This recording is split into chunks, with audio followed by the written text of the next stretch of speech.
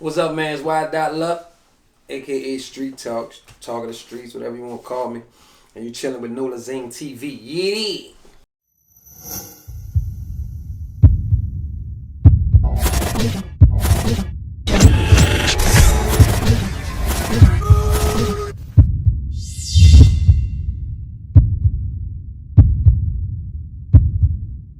Okay, we ain't gonna ask y'all the questions like last time, all that, because we did an interview on 3 years ago. Yeah. When I first started, but I want to start off by giving you, your flowers while you can smell it. If not that many people can rap, sing, commentate, whatever what you're doing, comedy. Just to help actor. you out. Just to help you out a little bit. They do a lot. Sports. Yeah, just sports. Yeah, I got you though. What do you don't do? Tell us. What can't you do? You know what, bro? It's a lot that I can't do, but I'm smart enough to not do it. Right. So it's a lot that I'll get into it and I'll be like, well, I can't do that. I'm not even about to, I'm not even about to try that because I know I can't fucking do it. So. But it's a lot that I can't do. I'm not one of them people. Oh, I can do everything great. Nobody can do everything great. Nobody can. You know what I'm saying? But you could do a lot more. But you could do a lot more great stuff. Than a lot of people. Yeah. So here's the difference though. It's funny when people man, my cousin Sweezy, I love him to death. It's he's like my brother. He always say, man, I never seen you do nothing bad. But he also never sees me practice the things I do. I'm one of the few people that, people have a certain thing of I'm the greatest this or I'm the best this or I'm the best that. And that's cool. I don't want to be that one great, you know what I'm saying? I want to be able to do everything. And so when I was rapping, I'm like, okay, I got to be one of the best rappers. And then it's like, okay, well, so y'all think I can sing? Okay, well, let me try to go sing enough to practice it. You know what I'm saying? And then it's the same thing with everything. I watch, I can show you skits and stuff on my phone where I just mimic whatever the scene is and I'll be everybody in that scene. To me, that's me practicing. That's me working out or, whatever you want to call it. Same way with comedy. I'll watch people and be like, why was that funny what he did? What made that funny? Let me figure out how to not mimic that, but let me figure out how to know that I need to insert this in that spot and, things like that. And so you think, just, everything, that you actually, got into, did you just feel like you was more, challenging yourself? Yes, because I'm a very competitive person. So and basically I could tell you rap. I sat around one day, I was on my sister and them were rappers. And I was just on the road with them. They were on the 50 Cent No Limit tour. I was young. And I was listening to all the rappers around. Silk and all. I'm like, damn, I could probably do that. They doing it. Then just listening to them. And so when I did, I said, I'm going to write me a rap. And when I wrote it, it was trash. It was horrible. But I thought it was good. But then when I rapped it, I'm like, oh, no, this is trash. And do you remember it? No, I absolutely don't remember it. And I was like, oh, no, this is trash. So I threw it away. But then that made me say, okay, football came easy. Baseball came easy. I was running track. Everything came easy, bro. Everything came easy. And then that was one of them things where I was like, I don't know how to rap. So I took that time, and even now, to this day, even when people are like, damn, you could really rap, I have a notebook in the bathroom. Might be too much info, but I have a notebook in the bathroom. When I sit in the bathroom, because I know nobody's going to bother me, I sit in the bathroom and I either do it on my phone or I'll play the video game on my phone, and that's my practice. I'll pick a song off the radio, I'll listen to songs and I'll just rap about whatever that subject is, because that's still practice for me. Yeah. Because I was never good, so I had to push myself. But it's crazy that you just mentioned that, no one will actually bother you while you're in the bathroom. Yeah. And I just saw a post that they say, maybe 70% of men in the U.S. actually, go to the bathroom for free time. Yeah. Peace time. Yeah, nobody bothers you. But it's 2 times nobody really, really bothers you when you eat. When you're cooking and when you're using the bathroom. Nobody wants to bother you when you're in the bathroom because they don't want to be in the bathroom except for I got videos of my son. Oh, if you have a dog, he's one. You got a dog, you got separation inside. Yeah, well, I ain't got no dog, but my son will come in there and he's one. He don't know no better. But when you're cooking, everybody want to eat. Right. So they don't want to bother you then either. So that's really the only 2 times. But when you're cooking, you can't really write and shit like that. So. Gotcha. So let's get on this topic. Like, actually, I'm like, what made you actually? start street talk. I didn't start street talk. My sister started street talk. Okay. I used to do that as a child. I'm one of the people, and as a man, I know you, Darren, I know you, bro. As a man, sometimes you pass women on the street and you like, dang, she fine, but I can't see her face. I wonder if she pretty or not. And you go past. You've done that before. Mm-hmm. I'm the type, I'm so messed up, I have to make the U-turn to see if she's pretty. Because it's going to drive me for the rest of my drive. Damn, I wonder if she was fine. I probably never see her again. Damn, I'm that person. So when I pass by people, even as a young age, I have to know what they talking about. And then at a young age, I'm like, okay, well, I don't know what they talking about. I'm never going to know what they talking about. So I'm going to give them my own conversation. It makes me feel better to give them my own conversation because then I feel like I know what they're talking about. And then it comes with comedy. You add comedy in there. It comes with being able to change it. Well, hi, how you doing? You know what I'm saying? And you can, depending on the person, I can mimic whatever ethnicity it is, and I can think the way they think. I've always been that way. I ghostwrite rap for people, so it's easy for me to mimic what somebody else would think or somebody else would say. I did a Jada Kiss, I freestyle like Jada Kiss on my page, and he reposted it. One of them type of things. I wouldn't know exactly what he would say. I just been able to do that since a child. So my sister was like, you should do the blah, blah, blah. I'm like, nah, I'm not fucking with that. And so we rode around one day and she recorded me. And when she recorded me, she put them on her page. Well, when they got on her page, her page may have had 1,000 followers, but it got like 4,000 views. And then she was like, bro, I'm about to put this on the page. So she made the page. We did a couple more. She put them on there, and like in no time, the page went to like 7,000-8,000. And I remember Super telling me a long time ago, show your face. I'm like, I'm not showing my face. She's like, show your face. You can make some money off it. She's like, women gonna love you. You're too talented at everything. And then once everybody like you because you're genuine, you can sell whatever you want. And I'm like, I don't want to do this corny shit. Like, I rap, you know what I'm saying? And so, but she was right. And she told me to my face, and I respect Super so much for this. She said, if you don't, that's my phone. She said, if you don't show your face, I'm going to show your face and let them know who it is. I was like, damn. And she was like, yeah, that's how bad I want you to show your face. And she was right. I showed my face, and it was like, and then she would just randomly post stuff. And then the page just started doing that organically. And I was like, damn. And listen, never asked for nothing, never, and I always congratulate her, I thank her. We go, if a shout out Super, because like, Super, if she know you, and she got a relationship with you, she gon' like, if she wants to see the best for you. She's one of the very, very, very few genuine ones. There's very few genuine ones in New Orleans. She's one of those. And, great relationship. Like, she's like, invite me to the kids' parties and shit like that. And, so she'll look out. She'll just be like, oh, I posted. She won't even tell me to just be posted. And she'll be like, bro, you did that on this. And I'm like, man, I appreciate that. And then after that, and like, speaking on genuine, do you think being genuine gets, taking all that for granted so much in New Orleans? So do you feel like you, times in your life when you was being genuine and like people was like taking advantage of you, did you ever feel like, man, I'm not doing this shit no more? Yeah, actually up until probably last year, I was like, you know what? Coming into this new year, I need to, I'm going to still be genuine, but I'm going to be more, I don't want to say aggressive, but I'll have to be less humble, because there's a time where people look at you and they say, oh, he's genuine, or he's humble, or he's this, and they use that to their benefit. And when you're genuine, when you're humble, those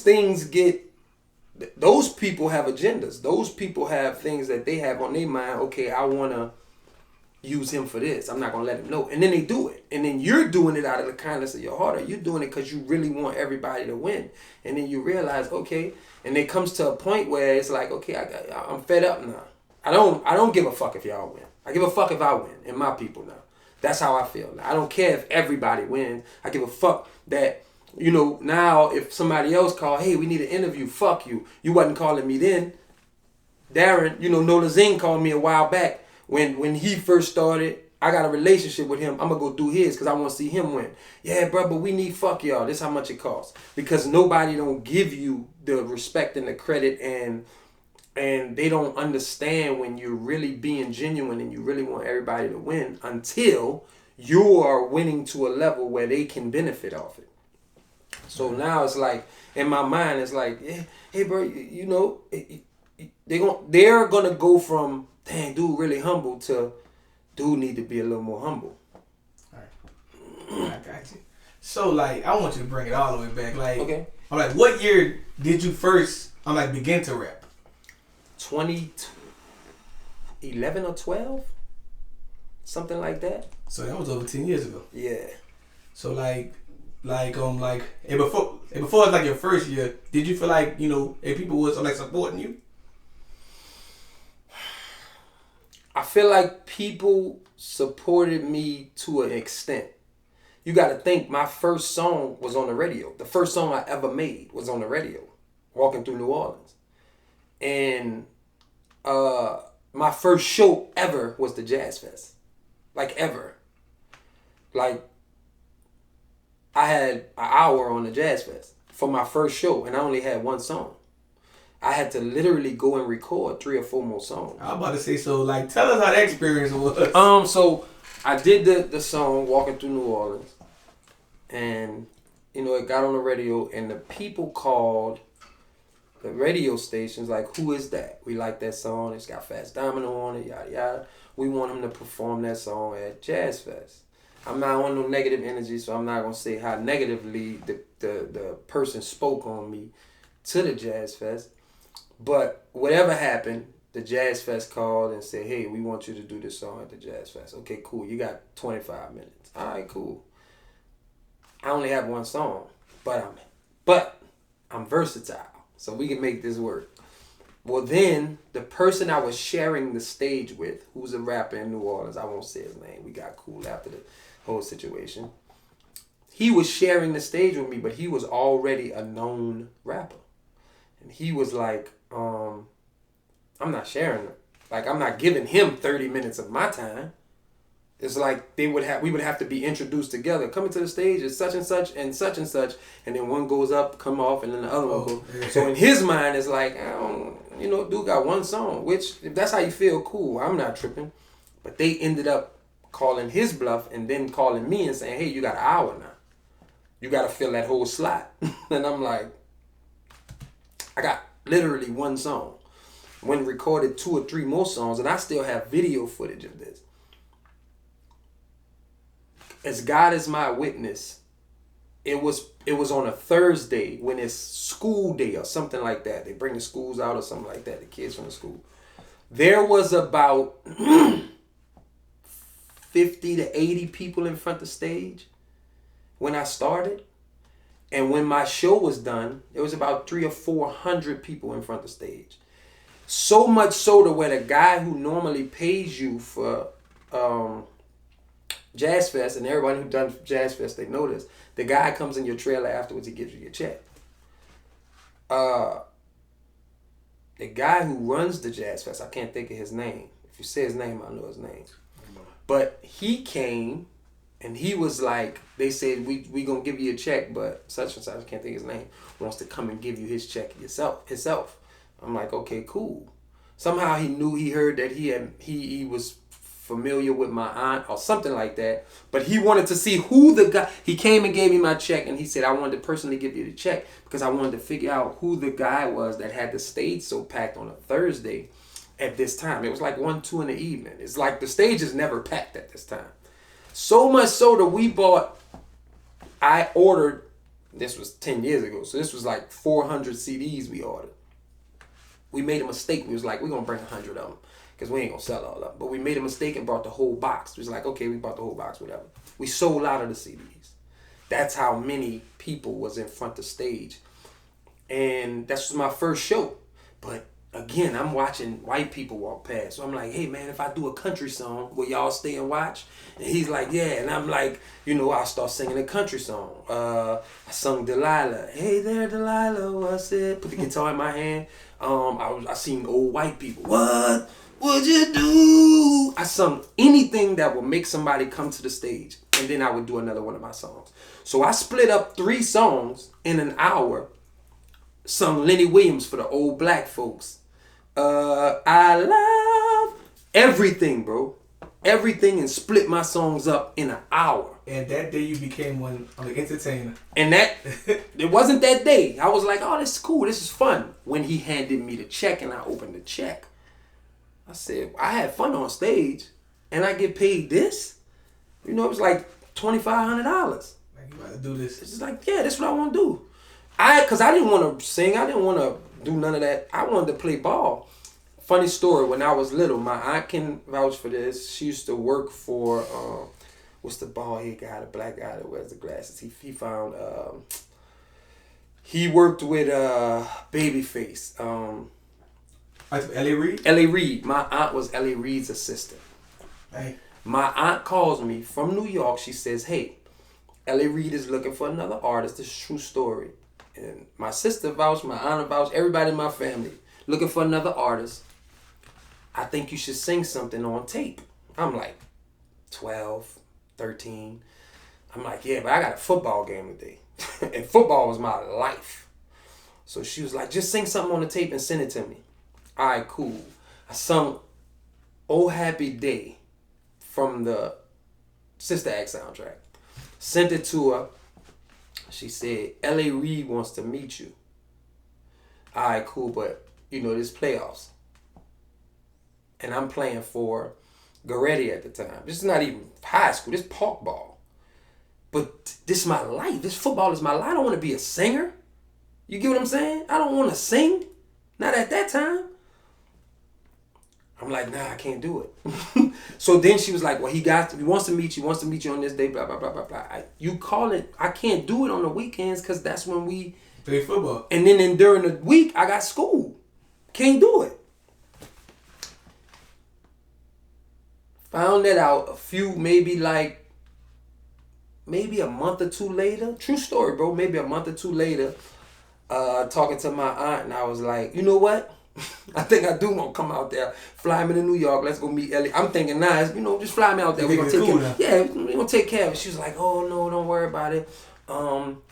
They just signed this new kid. I think his name is Usher or something like that. So they gonna start working with him and blah blah blah. I'm like, oh, okay, well, fuck, I go on to play football. I didn't care, but in my mind, I'm like, you a kid, you want to do it on your time. Yeah, I want to do it on my time. I don't know the severity of L.A. Reid want to talk to you. Right. And, because he gets tape after tape after tape after CD.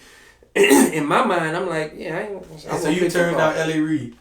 I don't look at it that way because as an adult, you would never do that. Right. As a kid, you don't think, even when you do bad stuff, you don't think of the stuff.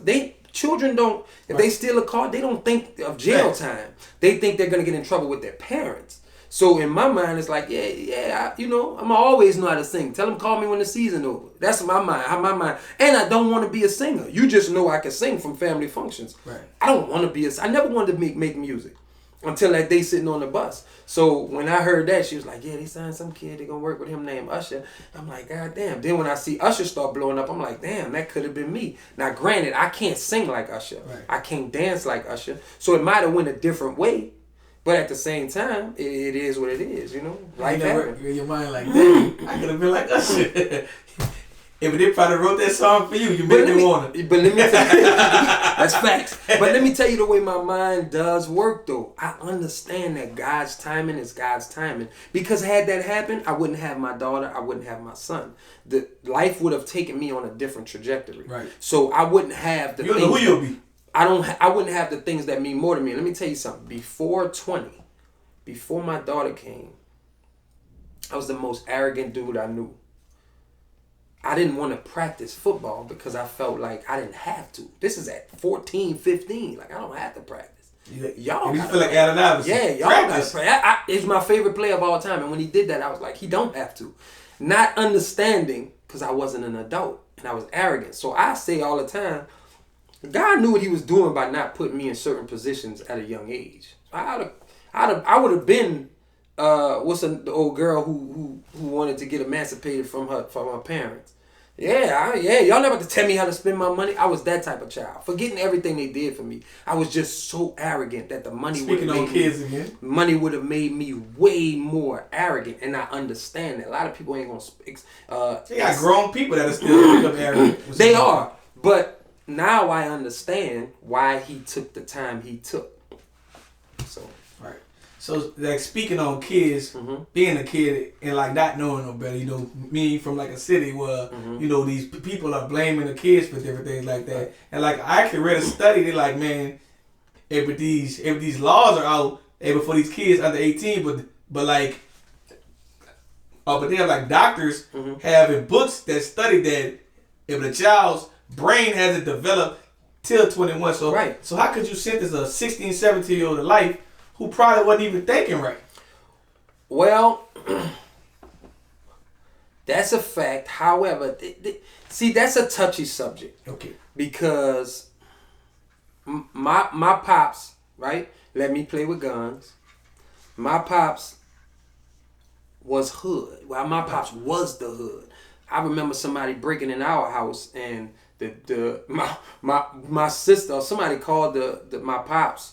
And my pops was one of the. He was real. I'm pretty sure my pops was a kingpin at some point. I don't know, because he always did extra shit that I was like, how? He was the first person I ever seen with the cell phone when it was a briefcase, and the phone was in the briefcase. You remember that? Yeah. He was the first person to ever have one that I seen. The callers too, and right. They had so, and then I just see his friend, guy named Clue's like 6'2", 340 in Hollywood. Come walk down the street with his shotgun and just sit on the porch. He just sat on the porch. Like, I'm going to just guard the house for him. And I was like, man. So I watched all of this, but it still didn't make me want to be a kingpin. Right. You know what I'm saying? It still didn't make me want to go that way. But here's the difference. My pops didn't instill me to do that. My pops said, you're going to go to school. You're going to play ball. It would be times where I would get in trouble at school, and my moms would be like, he not going to practice, or he not going to play ball because he got in trouble at school. And my pops was like, no. He made a commitment to that team. He going to come home and be punished, but he's not going to miss out on, he's not going to not be there for his team because his team is counting on him because he's a player on the team. So my pops instilled in me all of the morals and values and things that you're going to need as an adult. I needed as an adult to know not to make stupid decisions. Right. So when you start talking about them kids, they don't have what I had in my pops. They don't have that. Right. Now, can they be sentenced? Do I think they should be sentenced as adults? In some cases, yes, because you know who I feel like shouldn't be sentenced as adults is the ones who you can clearly have a conversation with them and they don't think that it's as bad as it is. But when you put a mask on, think about what I'm saying. When you put a mask on, when you put gloves on, when you run into somebody's house, shoot them, kill them, take their things and leave, you knew how wrong it was. You know who didn't know? The guy who walked in there with no mask, no glove, no nothing, walked in there, shot him, and walked right out and walked past everybody. Right. It's like, bro, you know what you just did? What? I just shot him. But when you run, why are you running? If you're not wrong, if you're not that wrong, why are you running? You're running when you have a shootout. Why are you having a shootout? Because you don't want to get caught. These things, when you play stupid games, or you win stupid prizes, and you 15, 16, you take a life. 15, 16, we don't consider them as adults. Kobe and LeBron was in the league around 16, 17. They're grown men. we thrust them into the grown men category because they have to grow up quick. When you on these streets at 15 and 16, you gotta grow up quick. And if you running in niggas' houses and you jacking niggas' cars and you got niggas at gunpoint or you killing niggas, you gotta grow up quick to get to that point. So if you gotta grow up quick, we not counting your age as a number. We count your age as a mentality. You 15, 16, but nigga, you 25 and you know, you think of Ace, Rich, Poe, all them dudes was 17, 18 with millions of dollars. You gonna count them as children too? No, because they were supplying the whole neighborhood jobs, drugs, money. That's clearly not kids. Their age is just their age. Just like there's a few 40-year-olds that's dumb as fuck. Yeah, some 40-year-olds think they 15. So my point is, your age is just that number. Your mentality is really what it is. And like that's another thing. Speaking on mentality, because like, you know, so many people try to blame their environment, and like I kind of hate that. Yeah, because I seen people, like, I remember seeing my dad beat my mom, and I'm like, I knew I'd never do that. Right. But like I kind of hate when women take that as an excuse. Like, well, he used to see his dad beat his mom, right. so you know, I kind of feel why he doing it. That I ain't routed with that. You can look at it two ways. You can say, man, I watched my daddy beat my mama, so that's why I do it. Or you can say, I watched my daddy beat my mama, so I realized I never wanted to put my woman through that hurt. Right. It's easier, you know, not to say nothing about my mom and my dad. I love them to death. They separated. I watched my dad be the best father he could be. But in being the best father he could be, he slacked as a husband. Why? He come home, and I was with him some of them nights at the job, at his job, at his office until like, you know, 12 midnight. Come home, he's no time for my mom now. He's tired. My mom want to go out of town. He giving her however much money you need to go out of town, and he at the house sleep. Ain't no I'm out partying or this that. He sleep, but it's because he worked so much. Well, I watched that, and it's like, okay, I understand that. I don't want to lose the women I have, so I'm gonna have fun with my women. I'm gonna spend time with. I'm gonna move different. Not to say my pops was just a horrible man. He was a great father. Still is an amazing father / grandfather. But as a husband, and guess what? Now he goes on cruises. He takes trips every weekend. He learned. Yeah, but he didn't know no better. He didn't know no better. And he was trying to raise kids. Now we raising ourselves. He don't have to do as much. So, you know, you can look at it and say, oh, he should have been, you know, your daddy hit your mama. That's why you hit your mama. No, that's because he saw that. That should make you not want to do it. It's how I feel. You know what I'm saying? So, putting out music 10 years ago and like putting out music now, like, tell us, I mean, what is the biggest, difference? The biggest difference in 10 years ago and now is today, anyone can be an artist. Today. Meaning today. Meaning if me and you are sitting here, neither one of us are artists. And that's a good and bad thing because you can blow today. So if me and you are sitting here and neither one of us are artists, we could just be sitting here and we could be like, I'm in that Nolazine spot, zing spot. We in that Nola, just anything. And we'd be like, man, let's go record that. And if we record it, it could blow. And then if it blows, it's like this now. That could happen overnight. Sometimes you hear people like, man, how long you been rapping? For 3 months? It's like, dog, you been rapping for 3 months? And you're on the billboards? Well, I'm not mad at him, but when you talk about how things change, that's how things change. It's easier. It's more microwavable. You know, this generation is they're the dumbest generation. Attention span is short. Well, they're the dumbest generation, but also have access to more information than we've ever had. And 10 years ago, maybe you could 10 years ago, I don't remember. But 10 years ago, you had to have a big thing this big to stamp on your window in your car to drive around for navigation. You know what I'm saying? Now you can just type it in. 10 years ago, you had to wait to get to your computer to figure out, oh man, what's the, you know, who had the highest whatever last year. You just type that in Google. Google literally has every answer you need. So when you have an influx of information, you don't have to have information. Right. Does that make sense to what I'm saying? Yeah. If these kids do their homework from their phone. If they do their homework from their phone, but the phone gives them the answer. So they don't have to do the work. Yeah. What that does is, you got people now who've been driving for 5 years, 4 years, and still can't drive in the city. Because everywhere they go, they use a navigation system. Yeah, as opposed to before, they had to remember where. We had to get lost. You got lost first. And now you understand, oh, I know where that's at. You know what I'm saying? Well, they got more information, but they're thinking less also because the information is handed to them. I used to just follow the bridge. If I can find a bridge, I can find my way home. It's almost like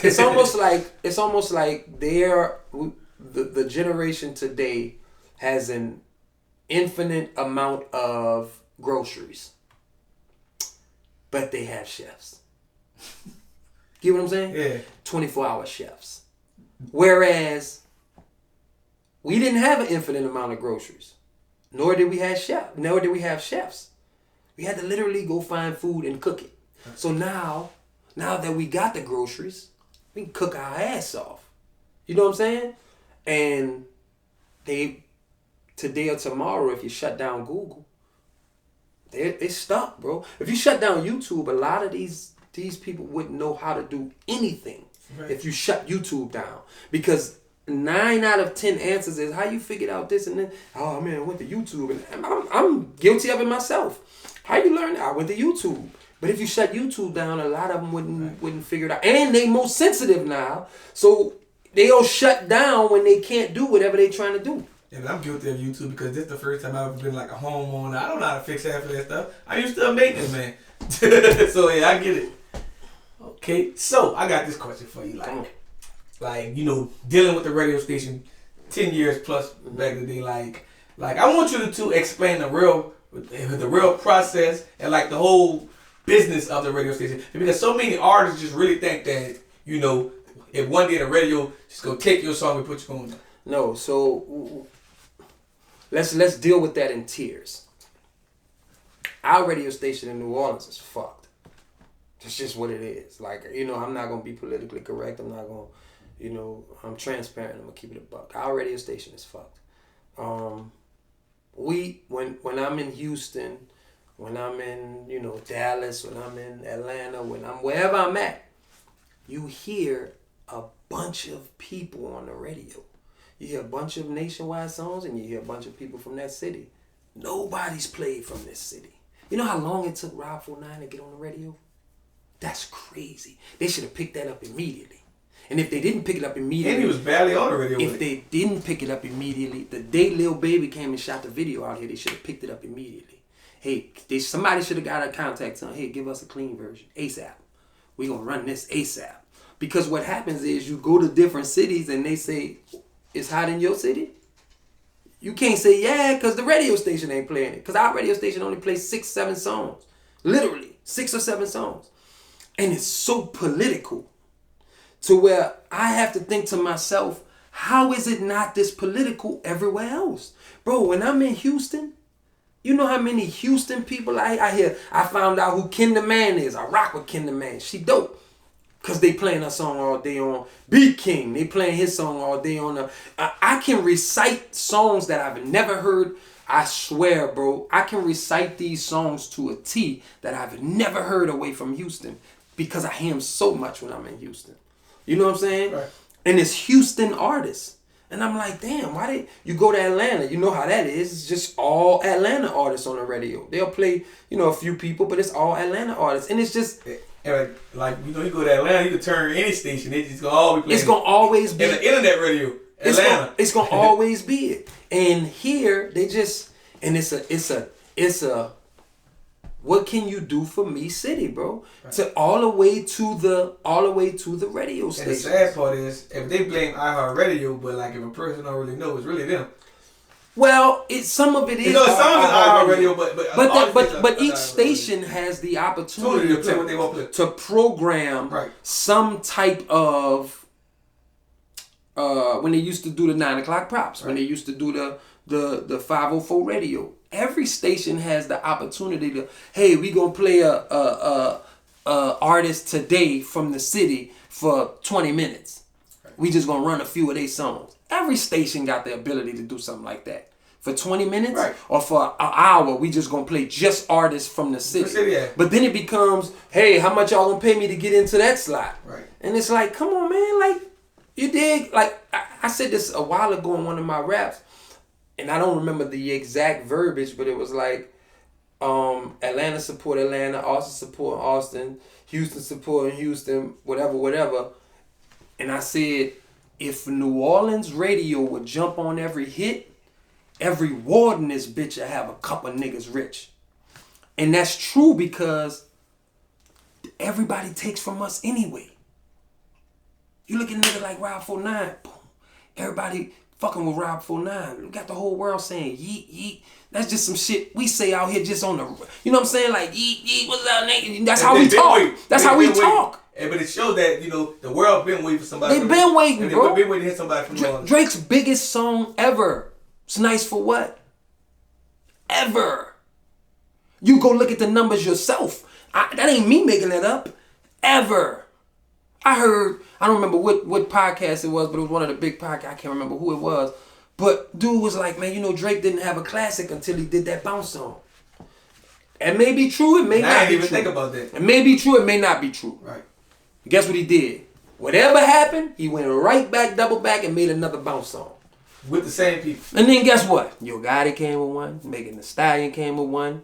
Kodak Black got one right now. Yeah, but Big Free to pay it like hell. And Black. So think about, they gotta come to us, bro. Right. When they say how influential is New Orleans on the music industry, I could stop at, nigga, we gave y'all Lil Wayne. Need I say more? I don't know. All you niggas got face tattoos now. 90% of you niggas got dreads now. 1,000 of you niggas is dressing and acting like Wayne now. We can say that. You know what I'm saying? They all Weezy babies. They all Weezy babies. And we gave you that. You know what I'm saying? I just found out the guy who taught Biggie how to rap, Notorious Biggie, is from here. It's an older guy who used to teach him cadences and stuff like that on his stoop in New York. He moved back down here afterwards. He was living here. Right. I mean, he was born here. He moved there and he came back. But even speaking on that, like, you know, it was just how the world was just waiting for like J Electronica for years. Yeah, they waiting. They was like, he from New Orleans. Bro, let me tell you what the biggest tour ever would be. You want to know what the biggest tour? Ever No Limit Cash Money? Biggest ever. But the rate, think about it. We never, and I know they got real beef, real history, real shit like that. They respect each other, but we've never seen P and Baby even in a picture together. Not in the same room. So if that's how it is here amongst each other, it's a learned behavior. We can't get the radio stations to support us. The two major labels in the world, not in the city, the two major labels in the world at the time never even did a tour together. Right. That's crazy. And I always felt when you got niggas like Nas and Jay-Z who beefed hard and still with the same and then went to work with each other. Right.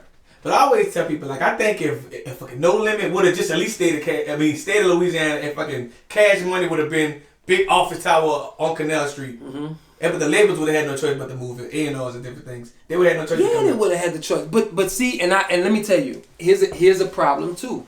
This is a double-edged sword too. People like, yeah, but you know, everybody make it rich and they leave here. I don't blame them. I don't think it's right. You got people in Atlanta don't do that.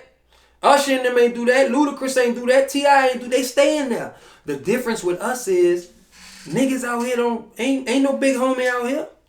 Niggas ain't respecting that. Nigga, you gonna get smashed if a nigga hurting and they see you on the street. You can't live normally. Which, if you stay in your city, you should be able to live a little bit normal.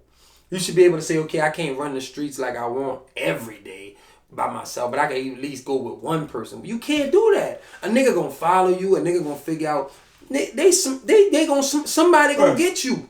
I just told someone when I went out of town, like, man, like, you know, every city got hoods. Every city got some, you know, some real street dudes. But I say the difference from New Orleans is it's nowhere safe. In the city of New Orleans, nowhere. And like even like the greater cities, not even like you're not safe on the West Bank. Listen. So I tell people like it's very different from other cities when y'all try to compare. Like, man, my city like that. No city is like 5 minutes walking distance. I'll put it up on each other. Listen, like bro. Well, my son his mama live is an hour and 20 minutes outside of the city of Houston. You gotta drive 40 to 50 minutes away from the hood to get there, right? Mm-hmm. It's places like I went to Orlando with Twin. I'm doing some movie stuff with Kane or Abel. I don't know which fucking one he is, but it's Danny. I know he's one of them, the twins from No Limit. Shout out Kane and Abel. Yeah, huh? Yeah, shout out Kane and Abel. They put me in my first movie, and they got me on this movie process now. So shout out them. But you kind of like you can't tell them on the slick. Everybody say that. They think I'm the brother. They think they like, yeah, you one of the twins. I'm like, no, I'm not one of the twins.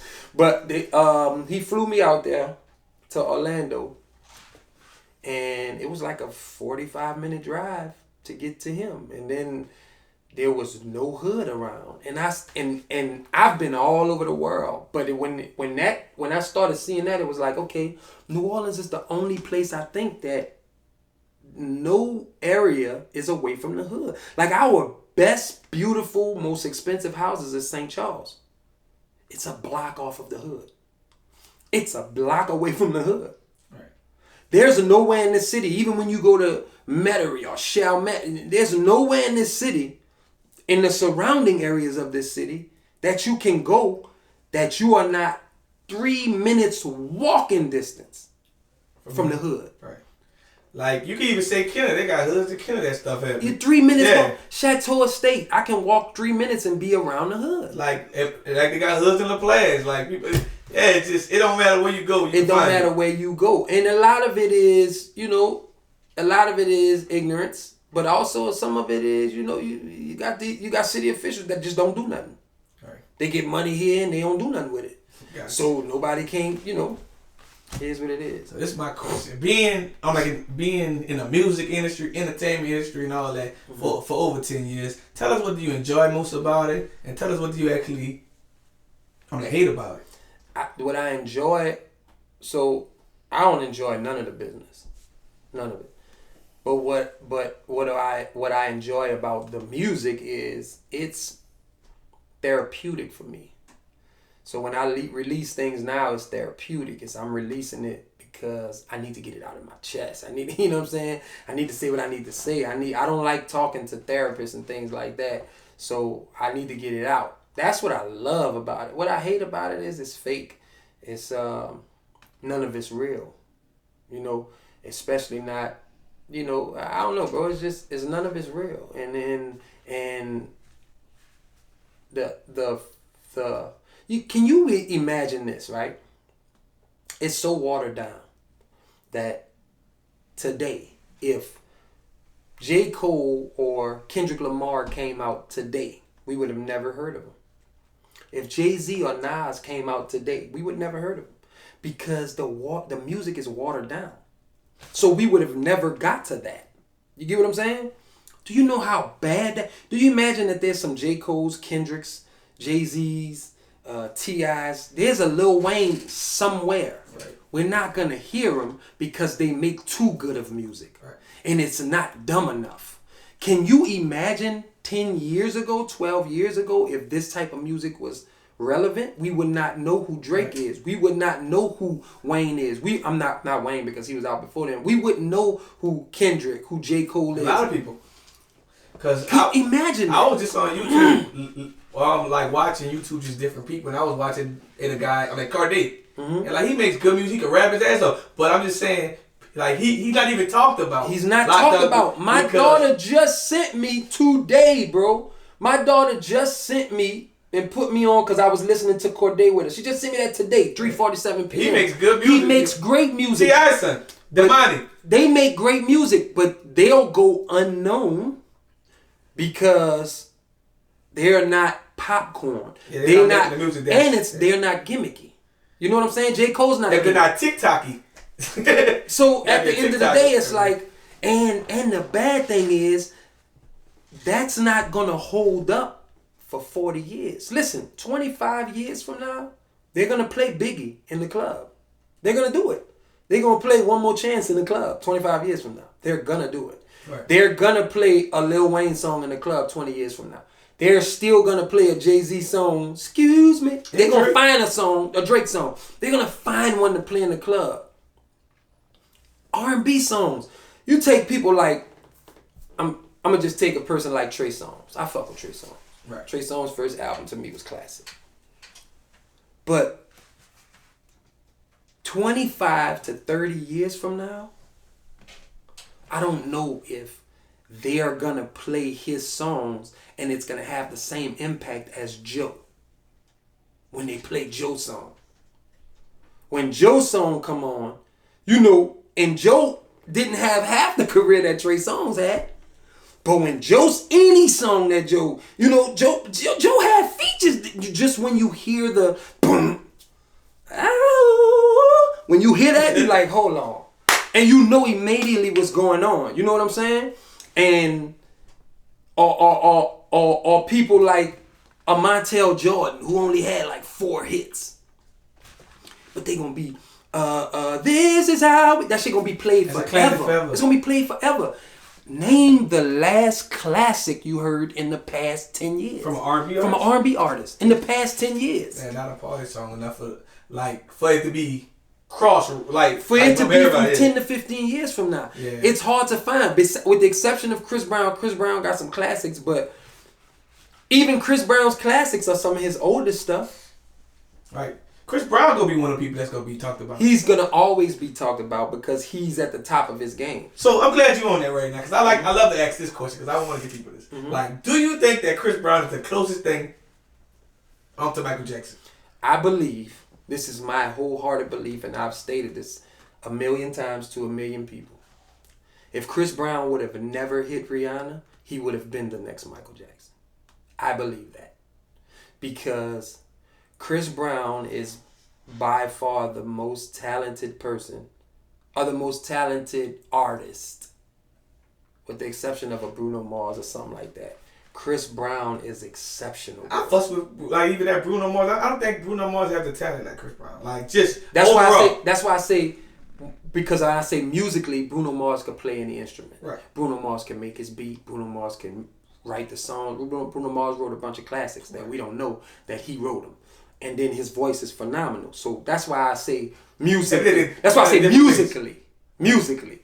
But when you talk about an artist, there is no other artist that compares to Chris Brown. Dude is like, and sometimes he makes songs, I'll be like, man, that shit trash. Why you even made that, cuz? But he could do that.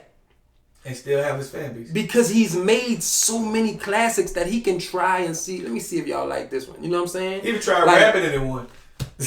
and when he rap, it's okay. It's not great, but it's like, damn, he can rap too.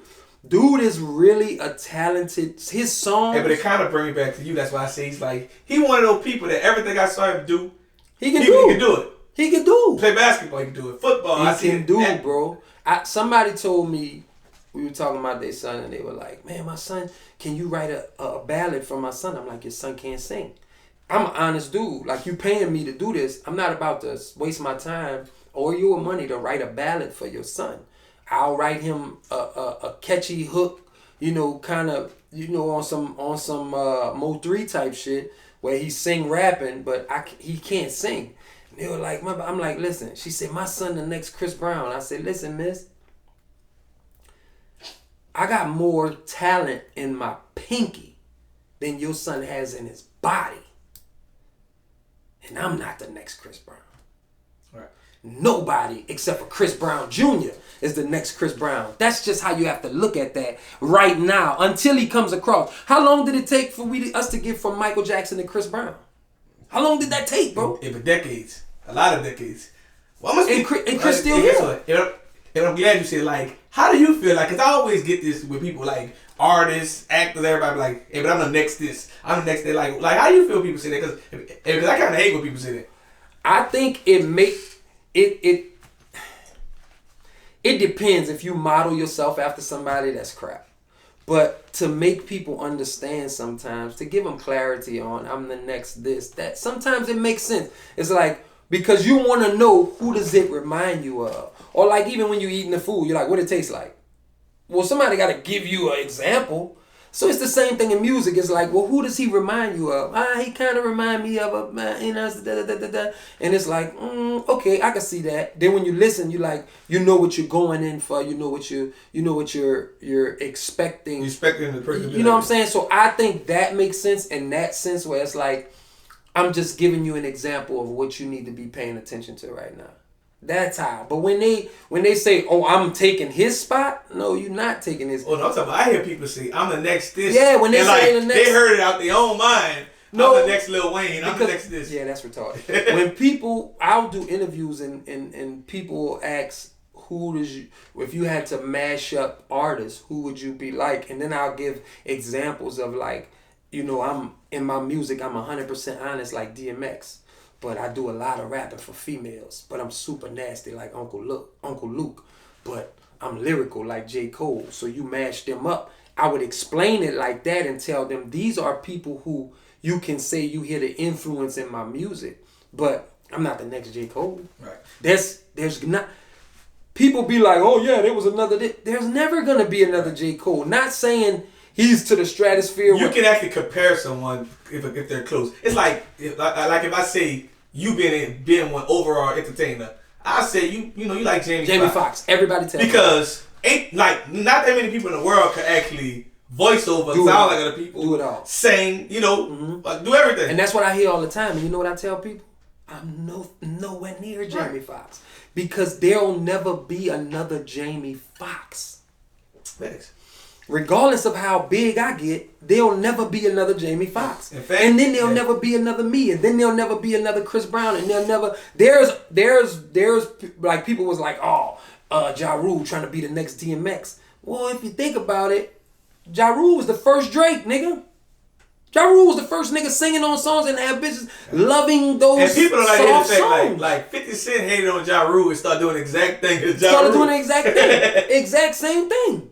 Yeah, people don't like speaking on facts like... 50 talked about how that man used to sing and all that shit. He did the same thing. But I also tell people like, if social media was out, Ja Rule wouldn't have got canceled. No. 50 Cent would have like a hater. Ja Rule was so hot, he would have kept going. No, 50 Cent probably would have not been as 50 Cent. Because the people would have treated him like a hater. Well, here's what I feel. I always feel like this. 50 was going to be 50 regardless. Well, I'm talking about the way he came, and just the way how me being in the media, they gon' like, but the media would have blackballed him. I honestly think 50 would have blew up quicker. Because we in a time now where everything is clickbait. Everything is clickbait. Right. So I think 50 would have blew up quicker. And then he's so smart. Possible. It's so smart he would have masterminded everything way quicker. Right. It's possible, but I'm saying just the way I feel what you're saying. Like, usually when you get someone being one, I'm like clout chaser. It usually don't. If it only lasts so long, right? Like, man, I'm not about to keep. Yeah. But like 50 Cent here, cancer. He very smart. He maneuver things. And I can also say the difference is a lot of clickbaits and a lot of people that's gimmicky. They're not good. Okay. 50 did all that clickbait and gimmicky shit and was stealing people's stuff and beefing with everybody, but then he put out a classic album. Get Rich or Die Trying was a classic album. Like, I knew 50 Cent was smart when he made that record. When he was rapping about Juvenile and everybody, even my gold teeth. Like, I said, wait, he's onto something. Yeah. This dude was talented, and even what he doing now is like. Oh, he shows that he's. 50 is beefing with stars, and then getting the check he wants from stars and putting another TV show out. So it's almost like. How you? And that's like we said, just like, but basically what you said earlier, like, but there will never be like another 50 Cent either. Never be another 50. Never be another 50, bro. The way 50 came in the game, there'll never be another 50. The way DMX came, there'll never be another X. There'll never be another Eminem. Because what happens is the very first one, you're always compared to him. So you'll never get to that level. It'll always be, but yeah, he did this. But there'll never be another Kobe. There'll never be another LeBron. There'll never be another Jordan. There'll never be another Shaq. There'll never be another Iverson. Because everybody will be compared to that. Anytime anybody do anything, they're going to be compared to Michael Jackson. Anytime any young person come out and dance and blah, blah, blah, they're going to be compared to Michael Jackson. People just always going to compare you to somebody. But Unless but the fact you making this, there will never be another person because everybody has their everybody is they're unique. They got their own way, and then it's like Allen Iverson. Like they got Ja Morant. Like Ja Morant could be the closest thing to Allen Iverson, but he's not Allen Iverson. But he's not Allen Iverson. Right. And you get unless you get to a plateau that's so high, like Michael Jackson, like Michael Jordan, like Steph Curry. There'll never be another Steph. Hell no. But they're not comparing Steph to anyone. You see what I'm saying? Right. They're comparing Ja Morant to early D Rose, to MVP D Rose, to Allen Iverson. They're not comparing Steph to anyone because nobody shot like him ever. Not even his dad. so people they can't compare. They didn't compare Shaq to anybody because nobody. Wilt and all them boys was skinny when they was 7 foot and they was Shaq was big. Shaq was like a dominant force. So everybody big now is compared to Shaq. Gotcha. So tell us, I'm like, what's next for you? So, I took a hiatus. I took a spiritual cleanse, a detox, if you will, for a month, for the last month. I deactivated my page, everything. I just needed to get a lot of negative energy off me. I needed to get away from everything and shut down. And it really made me more creative. It really made me think more. It really made me, sit back. I spent a lot of time with my family, which was much needed. Just relaxing, man, and getting away from the media, getting away from everything that I needed to do to clear my head. And it made me more creative. It made me everything. So I wrote a book. I got a book coming out. The book has a soundtrack, which nobody ever done. The book actually has a soundtrack to it. I'm going to do a book tour with it. I have an app I'm developing, which, I can't say what the app is. We did all the paperwork and everything, and they reached out to buy the app. And let me say this. I talked bad about Master P one time, and I talked bad about everybody on Shark Tank one time on an interview, so let me apologize. They offered, I have proof of this. There's an artist by the name of Solo. He's a rapper, one of the dopest artists in New Orleans, like my little brother. He was with me at the meeting when they offered me upwards of $800,000 for the app. I'm broke. I ain't got that. I should have took that. But I know what it is. But I remember hearing Master P tell a story about how he only had a couple hundred in his pocket and they offered him, and I'm like, no, that ain't true, nigga. I know what story you're talking about. So in my mind, I'm like, man, nigga lying his ass off. I would have took that shit, but I get it now. When I watch Shark Tank and they like, no, I'm not going to take what you're giving me. I'm going to take a little more. Well, I'm not going to take the deal. I'd be like, man, them dudes dumb as fuck. I get it now because I had that right in my face. Wow, and I'm saying if this app is that good for you to want to buy it right out right now, and he told me there's no other way we could buy it. I can buy it from you right now and develop it and do it, but I own it and you can't have no percentage. If not, I ain't trying to really. Have you seen the movie? Acrimony? No. So it's with Taraji P. Henson. So basically, the movie was he kind of went crazy, but like he developed the Tyler Perry movie. No, not a Tyler Perry movie. He developed some type of machine that created like power around the house and everything like that. So like, but he cheated on her when she was younger. But like, was it? But the woman, were they on the boat at the end? Yeah, that is a Tyler Perry movie. That's Tyler Perry movie. Yeah, it's a Tyler Perry movie. So so basically, people never got the thing is he would have never got that big check if he never got the other woman. If he would have, exactly. But the thing is, he believed it enough to tell him no. But like she didn't believe him when he came to the house saying, man, I just turned down. And listen, we got one investor that just wants the percentage, and we working on getting the app finalized. I had it was so quick, bro. I had a little non-disclosure. We had an NDA. We made everybody sign the NDA. We're going to come back with the percentage once everything is done. And this is $1 billion app. And I know that. And now I understand now how those people turn that money down and they need it. I turned it down, bro. And I'm like, bro, I want a new vehicle. Like, I ain't got that type of money. I need that type of money. But I understand now how when you believe in something, you don't want to sell yourself short. I don't want to sell myself short. And this is one of those, how when Uber hit, it just blew up. How when Airbnb, it's one of those type of apps that everybody's going to use. And I understand that. And this is just being creative. I just thought of it in my sleep and woke up and made the phone calls. So I got that coming.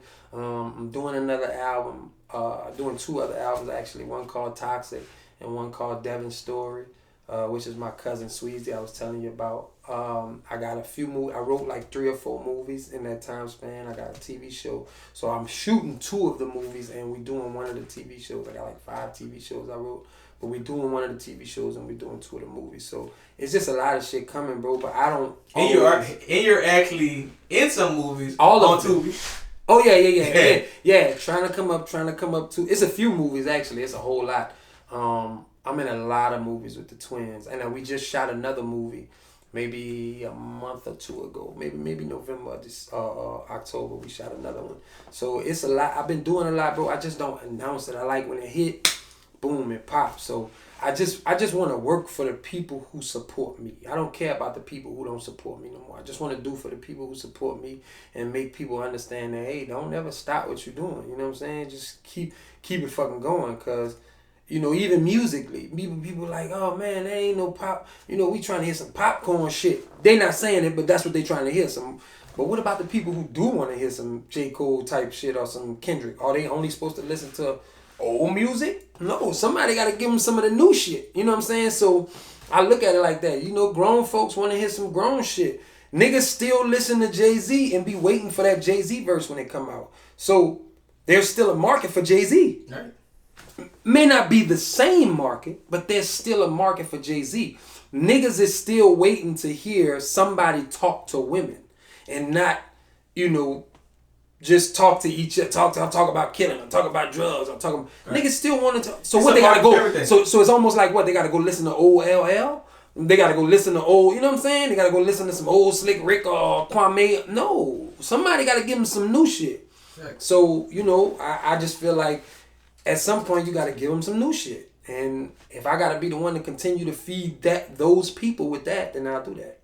Gotcha. So this is my question before, you know, if we close out. Like, if as soon as your app hit that millions of dollars, do you plan on staying in New Orleans? So I've always said this.